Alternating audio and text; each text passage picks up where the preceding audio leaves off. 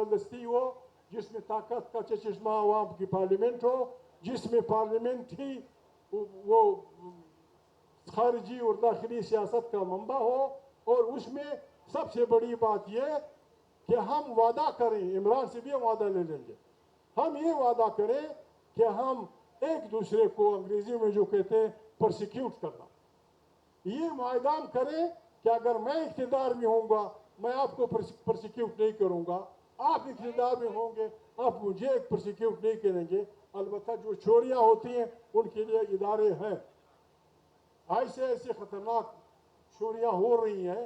एक वोट खुदा के माने, खुदा से खौफ करें, इस मुल्क पे अल्लाह की कोई गजब नाजिल हो जाएगा।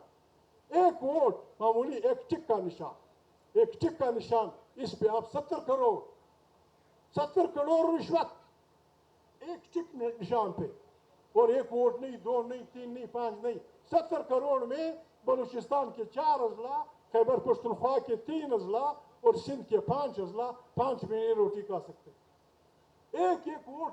और ये वोट बेचने वाले हमारे यहाँ कोई किस कुर्सी पे बैठा है, कोई किस कुर्सी पे बैठा है।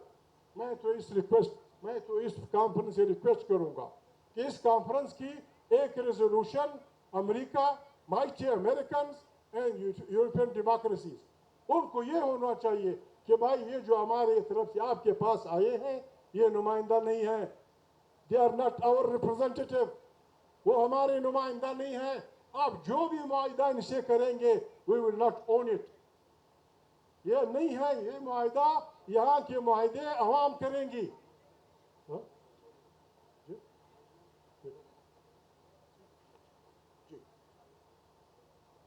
ये एक रेजोल्यूशन हम ले आए हैं, बस बिस्मिल्लाह हम आपको सुनने आए हैं, आपने बड़ा एहसान किया है, आप यहाँ आए हैं। पाकिस्तान एक बेहतरीन मुल्क है, एक बेहतरीन खूबसूरत गुलदस्ता है, मुख्तलिफ ज़ुबानों का, मुख्तलिफ कल्चर का, हम इसे बेहतरीन मुल्क बना सकते हैं। जुल्म में गुजारा नामुमकिन है।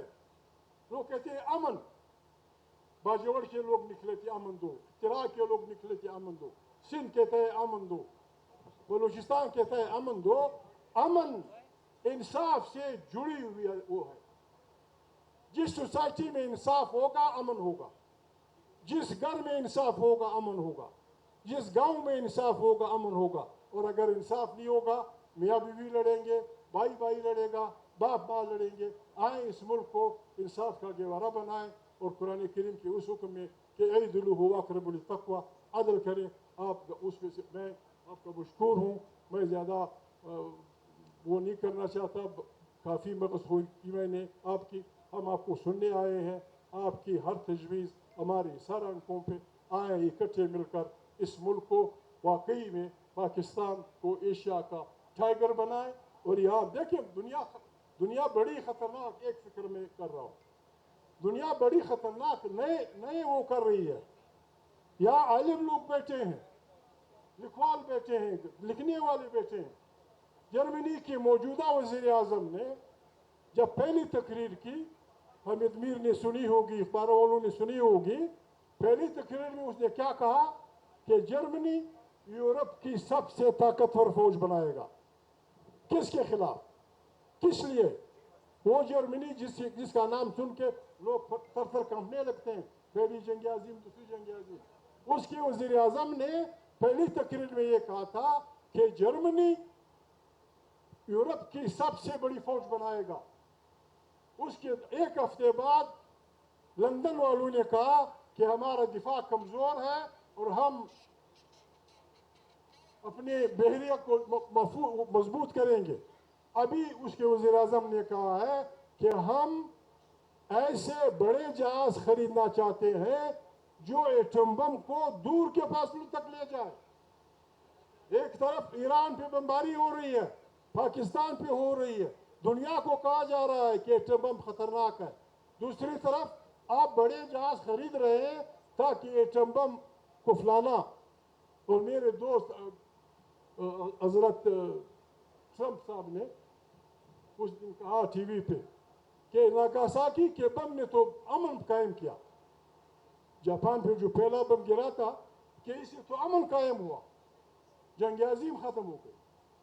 अमेरिका, चीन, मैं बार बार कहता हूँ मैं बड़ा छोटा आदमी हूँ, मेरी मुंह में ये बात वो नहीं है, मैं 3 साल से चीख रहा हूँ कि खुदा के लिए पाकिस्तान, अफगानिस्तान, ईरान, उज़्बेकिस्तान हमारे हुक्मरानों के अकल का इम्तिहान है।